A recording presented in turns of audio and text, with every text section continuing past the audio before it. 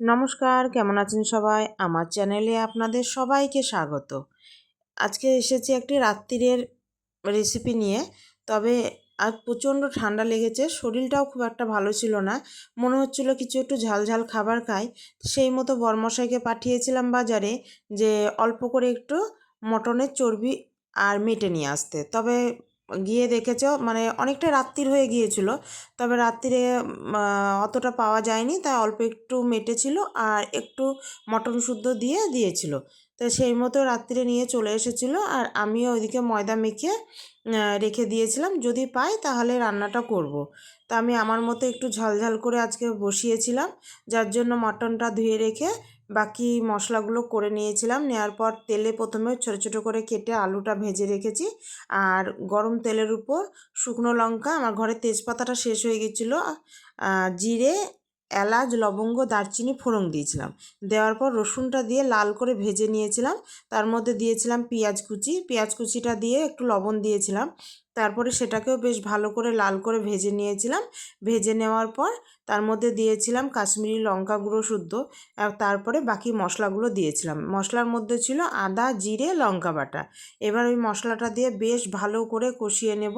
কষিয়ে নেওয়া পর্যন্ত মানে মাটনটাও সেদ্ধ হবে। আর ঢাকা দিয়ে দিয়ে কষিয়েছিলাম, তবে আমি হলুদ দিতে ভুলে গিয়েছিলাম বলে আবার পরে হলুদটা দিয়েছি। এই যে দেখুন প্রায় কষানো হয়ে গিয়েছে। এবার এর মধ্যে দিয়ে দেবো টমেটো বাটা। বাটাটা দেওয়ার পরেও বেশ অনেকক্ষণ কষাতে হবে, কারণ টমেটোটা কাঁচা টমেটো বাটা যেহেতু, সেজন্য অনেকক্ষণ কষিয়ে নেওয়ার পর এবার দিয়ে দিলাম ভেজে রাখা আলুগুলো। আলুটা দিয়েও আবার ঢাকা দিয়ে বেশ কিছুক্ষণ কষাবো।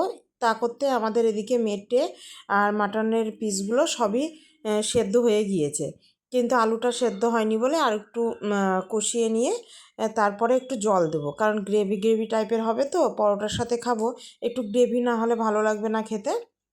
তা সেই মতো দেখুন কত সুন্দর কষানো হয়ে গিয়েছে। এবার দিয়ে দেবো এর মধ্যে অল্প পরিমাণে জল, খুব একটা বেশি জল দেব না, কারণ সবই প্রায় সেদ্ধ হয়ে গিয়েছে। আর জলটা দেওয়ার পরে একটু ফুটুক, তারপরে দেবো এর মধ্যে কিছুটা পরিমাণ গোলমরিচ গুঁড়ো করেছি। গোলমরিচ গুঁড়োটা না শেষে দিলে বেশ মুখে একটু ঝাল ঝাল লাগে আর ভালোও লাগে। আর দেবো গরম মশলা দিয়ে এবার কিছুক্ষণ ঢাকা দিয়ে রাখবো। তারপরে তখন নামিয়ে নেব। নামানোর আগে একটু ধনেপাতা দেবো। আর এইটা না পরোটার সাথেই বেশি ভালো লাগে খেতে, শুকনো শুকনো ভাতের সাথেও ভালো লাগে। তবে রাত্রিরে যেহেতু করছি, আমি আজকে আর রুটি ভাজবো না, আজকে পরোটাটাই করব। তো পরোটা দেওয়া এটা সবাই আজকে খেতে খুবই মানে ভালো হয়েছিল, মানে যেটা বলা যায় দুর্দান্ত স্বাদ হয়েছিল খাবারে। তো মেয়ে খায় না, মেয়ের জন্য আমি একটু ডিম কষা করেছিলাম দুপুরে, সেটাই রেখে দিয়েছিলাম। তা দেখুন দেখতেও যেমন সুন্দর হয়েছে, খেতেও তেমন সুন্দর হয়েছে। তবে একবার বাড়িতে করে দেখতে পারেন, কারণ ভালোই লাগবে খেতে।